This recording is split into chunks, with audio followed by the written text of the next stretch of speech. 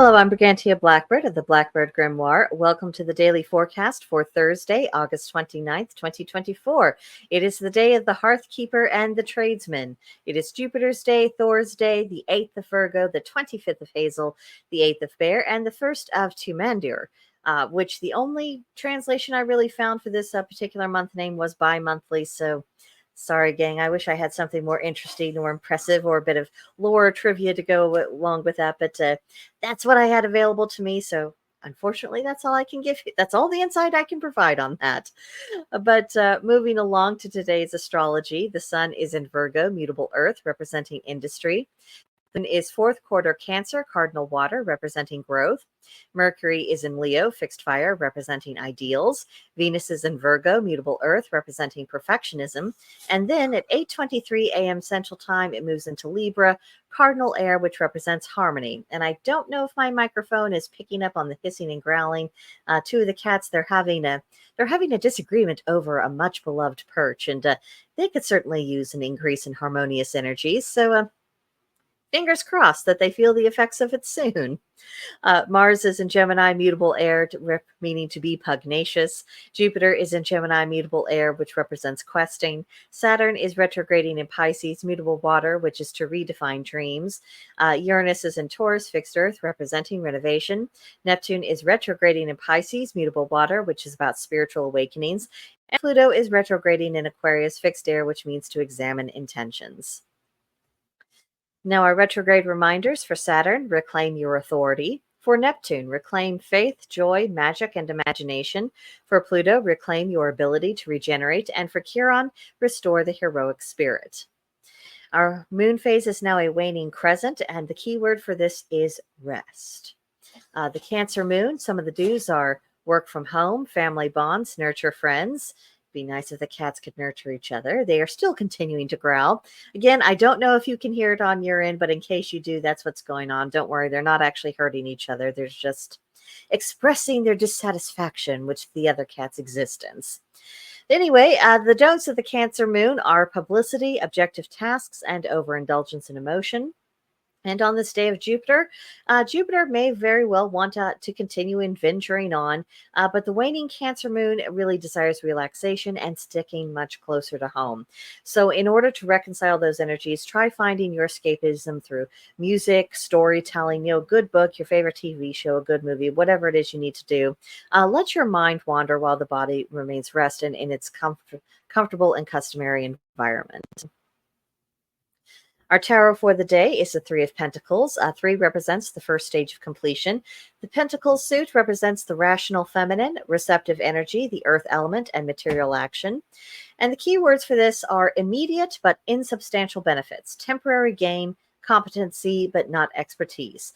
So today I'm really reading this that caution is the better part of valor, not assuming that we know everything or that we've got all of the necessary details. Probably a good idea.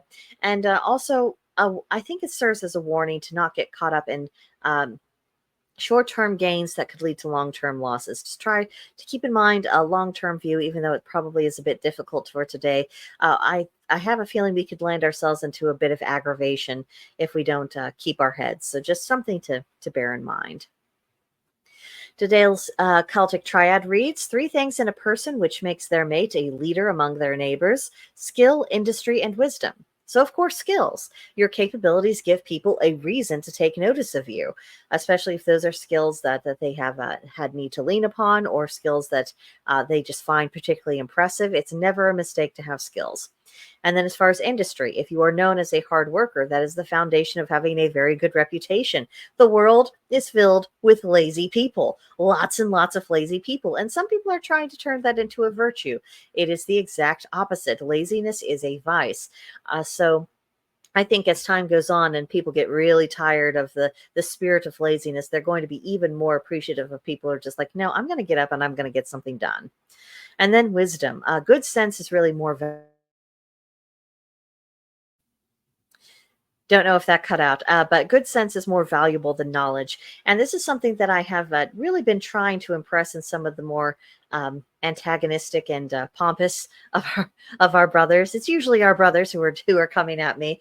They're saying, I have these credentials in paganism and I know this and I've studied that. And like, yeah, and none of it improved your manners. So maybe, just maybe, this idea that, knowledge alone is going to see you through.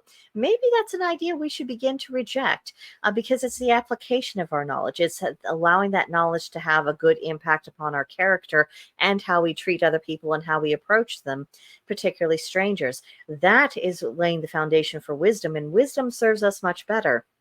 You can manage with very basic knowledge if you have wisdom on how to use it correctly. You can always gain more knowledge, but if you don't have any wisdom to go along with that knowledge, well, you're not really going to get the benefit of that knowledge anyway. So something to keep in mind.